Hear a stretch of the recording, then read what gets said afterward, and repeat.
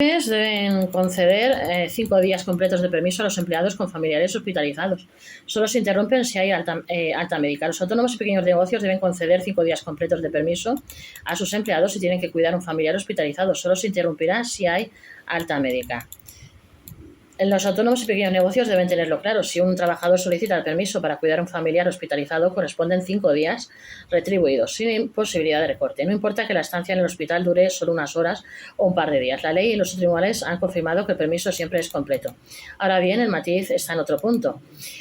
Si el familiar recibe el alta médica antes de agotar esos 5 días, es decir, ya está en condiciones de reincorporarse a su vida laboral, entonces el permiso finalizaría en ese mismo momento. En la práctica, esto significa que un negocio no puede reducir por su cuenta los días de permiso, salvo que exista un documento de alta médica. Se precisa que en principio los empresarios sí podrían solicitar la justificación de que el familiar en cuestión sigue de baja, aunque reconoce que tras una hospitalización el alta médica rara vez se concede antes de 5 días. Los negocios deben conceder 5 días, aunque la hospitalización dure solo unas horas. La justicia ha dejado claro que los negocios están obligados a conceder 5 días de permiso retribuido por cuidado de familiares, aunque la hospitalización del paciente dure apenas unas horas.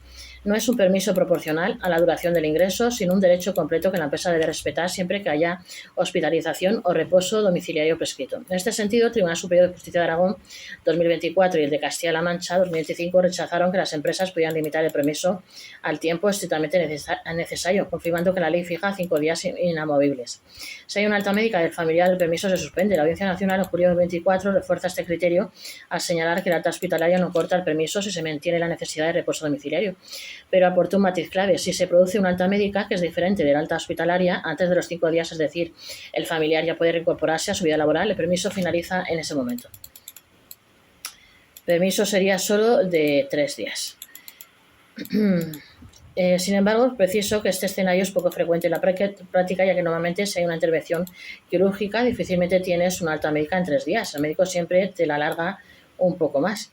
De este modo, la Audiencia Nacional ha resuelto una controversia que afectaba a muchos negocios, estableciendo que aunque el alta hospitalaria llegue antes, el permiso sigue siendo de 5 días, salvo que exista una alta médica que habilita a la persona para incorporarse a trabajar.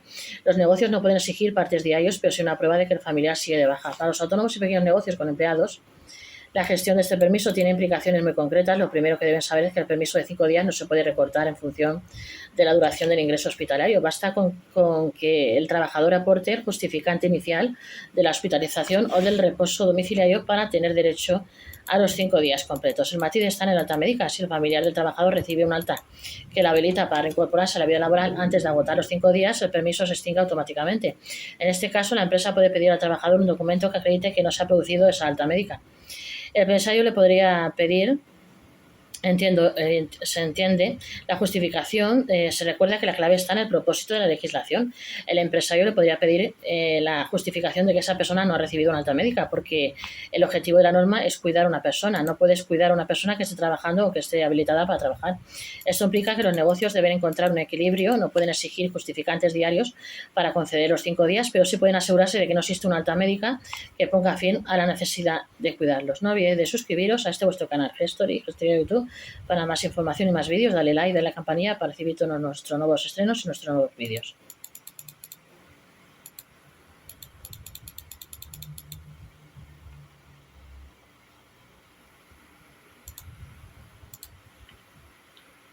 Los incendios arrasan el sector primario. Los autónomos del campo estiman pérdida de 600 millones. Agricultores y ganaderos denuncian el abandono del sector primario. Los incendios han arrasado este verano miles de hectáreas y todavía hay una veintena de fuegos activos que fueron en este verano. Los negocios de agricultores y ganaderos han sido los más afectados y denuncian el abandono al sector primario.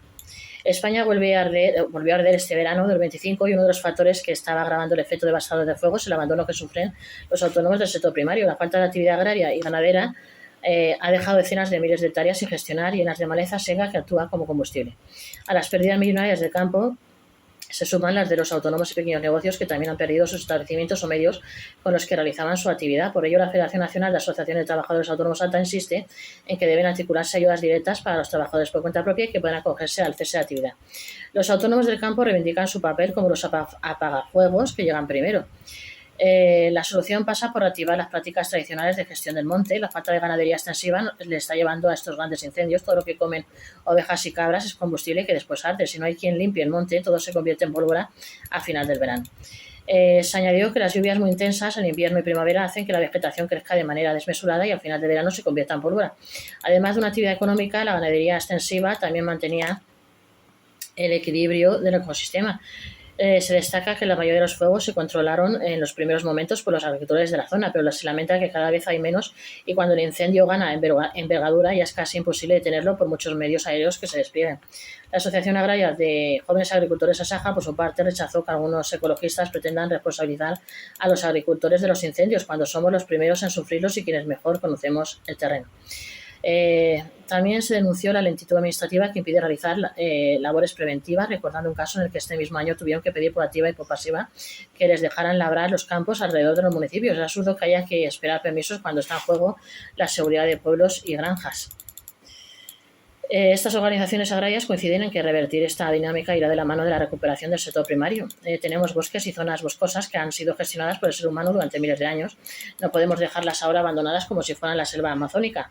Los profesionales del campo apuestan por recuperar y potenciar la ganadería extensiva que actúa como un cortafuegos natural a reducir la biomasa acumulada en los montes. También reclaman más flexibilidad normativa para facilitar labores preventivas como la apertura de cortafuegos, las quemas controladas o la siega en zonas de riesgo. A ello se suma la necesidad de impulsar un aprovechamiento forestal sostenible, ya sea madera, corcho, resina o biomasa, que devuelva valor económico al monte y evite su abandono. Y sobre todo insisten en que es imprescindible mejorar la coordinación entre administraciones y sectores agrarios, con planes adaptados a cada territorio y dirigidos por quienes mejor conocen el terreno. Los incendios están causando pérdidas de más de 600 millones de euros. Aunque todavía es pronto para evaluar la totalidad de los daños, la COAG ya ha estimado unas pérdidas directas que podrían alcanzar los 600 millones de euros en los sectores agrario y ganadero en regiones como Galicia, Castilla y León y Extremadura. Los agricultores explican que los incendios están teniendo un impacto directo sobre cultivos, ganado, infraestructuras rurales y en algunos casos solo los afectados en explotaciones familiares. La magnitud de la catástrofe es difícil de calcular en términos económicos y sociales. Según el Sistema Europeo de Vigilancia contra Incendios, solo en la última semana de agosto en España ardieron 176.514 hectáreas, una cifra que sitúa este verano entre los más destructivos de las últimas décadas. Se detalló que además del campo y la ganadería es complicado evaluar por el momento que otros negocios concretos como talleres, restaurantes, comercios o naves industriales han quedado arrasados o sufren pérdidas indirectas. La presidenta de Alta Castilla y León, una de las comunidades más castigadas, advierte que estos incendios están devastando los campos, nuestros bosques, nuestras localidades, y detrás de cada hectárea calcinada hay familias, negocios, autónomos y empresas que están perdiéndolo todo. En este sentido, se evoca que la mayor pérdida que tienen las personas del mundo rural es que durante meses, incluso años, cada vez que salgan de su casa, lo que vean es un territorio quemado, un olor a ceniza. Se detalla este medio que consistirá en el paquete de medidas específicas que han propuesto: prestación extraordinaria por cese de actividad en las zonas afectadas, aplazamiento del pago de cotizaciones e impuestos, reducción de módulos para campo y ganadería, ayudas directas de 12.000 euros por autónomos sin trabajadores y 18.000 euros para quienes tengan uno o dos empleados, con un suplemento de 6.000 en caso de siniestro total. Y luego están las líneas de financiación específicas para la reconstrucción. Asimismo, la organización mantiene abierta una línea de atención telefónica gratuita 910-181-616, repito, 910-181-616 para orientar a los autónomos damnificados que ya están recibiendo muchas llamadas. Como ya se informa, ATA ha pedido la activación del nivel 3 de emergencia en las comunidades más afectadas, requisito imprescindible para que los autónomos puedan solicitar el cese de actividad extraordinaria. Fuentes de la Federación insisten en que esta declaración es fundamental, ya que de no producirse los autónomos tendrán que esperar a los datos de los seguros para acreditar pérdidas, retrasando el acceso a ayudas. Cada año España paga una factura multimillonaria por incendios que van desde los gastos de extinción hasta pérdidas directas e indirectas que sufren, en muchos casos, los autónomos. Por ello, el sector primario reivindica que no es parte del problema, sino parte de la solución. Si pueden trabajar con menos trabas y más apoyo, montes, familias y pueblos recuperarán su primera línea de defensa contra el fuego. Aclarado este tema, vamos a otro.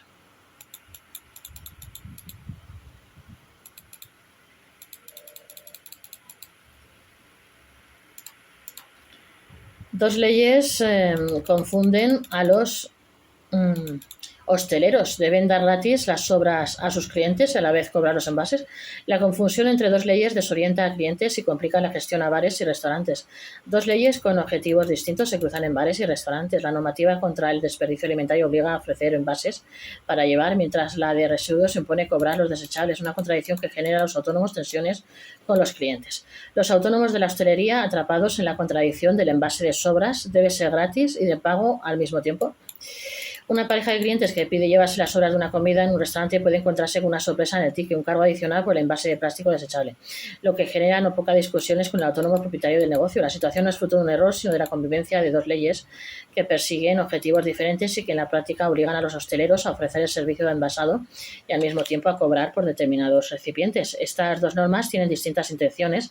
La Ley de Prevención de Pérdidas y Desperdicio Alimentario establece que los establecimientos tienen que ofrecer la posibilidad de que los clientes se lleven la comida sobrante en envases adecuados. No dice expresamente que deban ser gratuitos, pero la interpretación de asociaciones de consumidores apunta que lo correcto es que no supongan un coste añadido. De hecho, se resume de esta manera. Los restaurantes deberán facilitar recipientes reutilizables o compostables sin coste adicional. Aunque lo cierto es que la situación está generando discusiones a la hora de cobrar a los clientes que ven cómo se les carga en la factura un envase que ellos creían gratuito. En paralelo, la Ley 7/2022 de Residuos y Suelos Contaminados introdujo en enero de 2023 la obligación de cobrar por los envases de plástico de un solo uso, reflejando ese cargo de manera diferenciada en el ticket. La patronal Hostelería Madrid lo advierte con claridad. El cobro de los envases de plástico de un solo uso es obligatorio y debe figurar en el ticket de venta. Los hosteleros deben cumplir dos leyes que generan confusión entre los clientes. El incumplimiento de estas obligaciones no es un asunto menor. La Ley de Residuos contempla sanciones económicas para quienes no cobren los envases de plástico cuando corresponde, con multas en casos graves pueden superar los varios miles de euros. La Ley de Desperdicio Alimentario también prevé sanciones si un restaurante se niega a ofrecer al cliente la posibilidad de llevarse la comida sobrante, lo que obliga a los autónomos hosteleros a vigilar cada detalle de su cumplimiento. Recordamos a menudo que la transparencia es clave en cualquier cobro. Esto no se puede hacer, es ilegal. Se afirma en relación con cargos ocultos en un ticket de restaurante, aunque su comentario se refería a otro concepto. Ilustra la exigencia de que cualquier recargo, como el de un envase, debe estar claramente informado con antelación al cliente. La Unión de Consumidores de Aragón ha intentado zanjar dudas con un posicionamiento nítido. Se puede llevar la comida no consumida sin coste adicional y los envases de plástico de un solo uso deberán ser cobrados, diferenciándolo en el ticket de venta. En otras palabras, el derecho del cliente a llevarse la comida sobrante no implica automáticamente la gratuidad de los envases, pero sí la existencia de un recipiente que cumpla con la obligación de la sostenibilidad. El marco legal impone sanciones si no se cumplen estas obligaciones. Los autónomos de la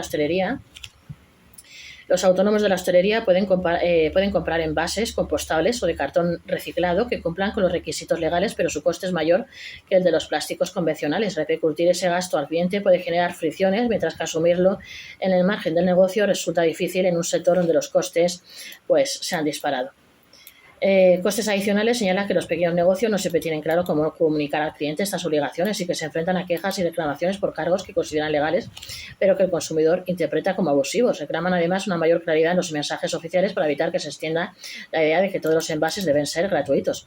La comunicación con el cliente se convierte en un elemento esencial para evitar malentendidos. Si no se explica la diferencia entre envases, el comensal puede pensar que se le está cobrando por algo que debería ser gratuito. En ese sentido, algunos restaurantes han optado por incluir en la carta un aviso específico sobre el coste de los envases plásticos desechables. Otros han eliminado directamente esa opción y solo facilitan envases compostables o reutilizables, integrando el coste en el precio de los menús. Los negocios hosteleros deben equilibrar costes comunicando percepción del cliente. El aspecto de la responsabilidad sanitaria añade otra capa de complejidad. Si el cliente lleva su propio envase para evitar el cargo, el negocio se enfrenta a un posible riesgo en caso de que se produzca una intoxicación. Las patronales de la restauración recomiendan incluso reflejar en el ticket con firma del consumidor que ha sido él quien ha aportado el recipiente. Así el hostelero se protege frente a posibles reclamaciones.